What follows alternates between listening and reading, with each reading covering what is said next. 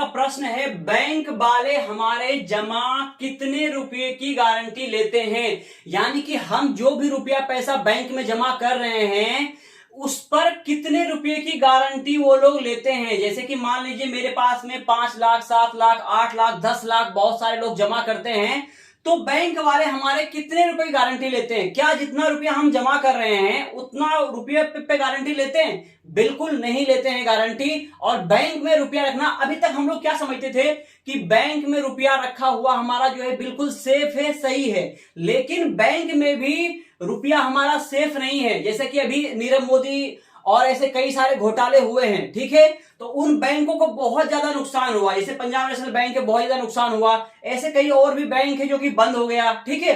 तो अगर in case अगर ऐसी कोई दिक्कत आती है उन बैंकों में और वो बैंक दिवालिया हो जाती है या दिवालिया घोषित कर देती है, ठीक है, तो हमारे कितने रुपए की गारंटी होगी। यानी कि जो हम बैंक में रखे हुए हैं रुपया, ठीक है, वो समझने की यहां पर कोशिश करते हैं, ठीक है। 2020 से पहले जो था वो हमारे 1 लाख रुपए की गारंटी थी। यानी कि 2020 से पहले जो सरकार, गवर्नमेंट, जो भी कह लो आप, 2020 से पहले 1 लाख रुपए की गारंटी होती थी कि अगर आपका रुपया 1.5 लाख रुपए जमा है बैंक में, तो अगर बैंक डिफॉल्ट हो जाती है, बैंक में कुछ हो जाता है, बैंक जो है दिवालिया हो जाती है, तो आपको 1 लाख रुपए मिल जाएगा। यानी कि 50,000 रुपए आपका उसमें भी गया, ठीक है।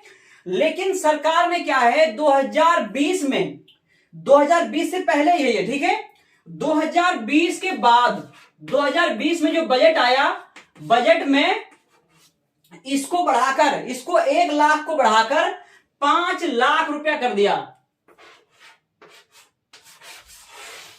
5 लाख, जी हां। 2020 के बजट आने के बाद में निर्मला सीतारमण ने इसको 5 लाख रुपए कर दिया। यानी कि अगर आपका बैंक में जमा रुपया 5 लाख तक है तो वो आपका रुपया सुरक्षित है, ठीक है। अगर बैंक में आपका 5 लाख रुपए से ऊपर, जैसे आप ये बोलोगे कि मैंने जो है 5 लाख रुपए बैंक में जमा कराया हुआ है अकाउंट में, ठीक है, बाकी हमने जो है 2 लाख रुपए फिक्स डिपॉजिट किया हुआ है, तो आपका हो गया टोटल 7 लाख रुपए, ठीक है।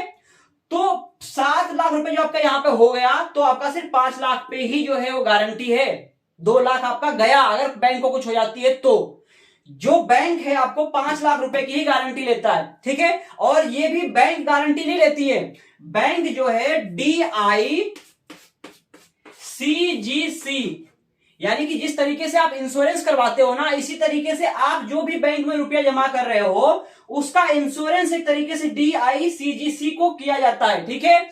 ये DICGC जो भी संस्था है, कंपनी है, ये आपको, आपके रुपयों को इंश्योर करती है कि अगर कुछ होता है बैंक को तो मैं जो है रुपया दूंगा आपको, जो जिसने अकाउंट खुलवाया हुआ है, ठीक है। अगर आपका एक ही बैंक में 5 लाख से ज्यादा रुपया है तो दिक्कत है आपके लिए, ठीक है। अगर 2 बैंक में, अलग अलग बैंकों में रखा हुआ है तो फिर ये दिक्कत नहीं है, ठीक है। आप ये ध्यान रखिए कि 5 लाख से ज्यादा आपका एक ही बैंक अकाउंट में रुपया नहीं होना चाहिए। अगर इससे ज्यादा रुपया आपका है एक ही बैंक अकाउंट में तो सरकार उसकी गारंटी नहीं लेती है। अब ये भी सिस्टम कर दिया है कि पैन कार्ड से सभी का, आधार कार्ड से अकाउंट लिंक हो गया है, तो हो सकता है सरकार आने वाले टाइम में ये भी कर दे कि सिर्फ और सिर्फ सभी बैंकों को मिला करके भी 5 लाख पर ही, 5 लाख तक का ही इंश्योर किया जाएगा।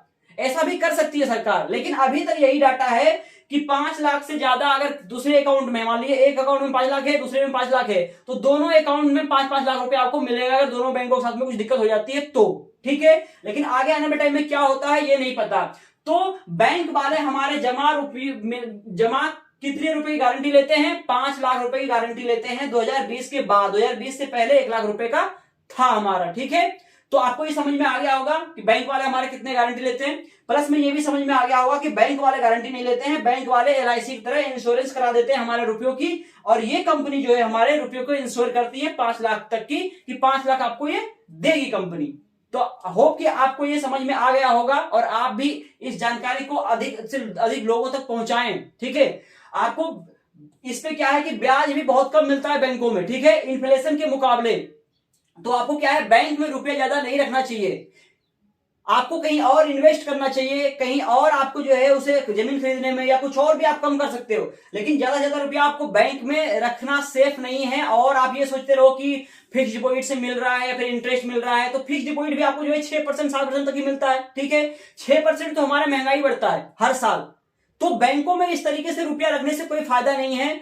और फिक्स डिपॉजिट एक तरीके से ठीक है कि महंगाई को आपको जो है बीट करता है, ठीक है, लेकिन वो भी सही तरीका नहीं है। जो भी रिचेस्ट लोग होते हैं ना, जो भी अमीर लोग हैं, वो कभी भी बैंकों में इस तरीके से रुपया और नहीं रखते हैं, फिक्स डिपॉजिट और नहीं कराते हैं, कुछ हद तक कराते हैं, ज्यादा नहीं कराते हैं, ठीक है, क्योंकि उनको पता है कि यहां से रिटर्न उतना नहीं मिलना है और हम इससे जो है आगे नहीं बढ़ सकते, रुपया से रुपया नहीं कमा सकते और ज्यादा। तो रुपया से रुपया कैसे कमाया जाता है, उन सभी चीजों को और भी वीडियो देखने के लिए चैनल को सब्सक्राइब कीजिए, वीडियो को लाइक कर दीजिए। धन्यवाद।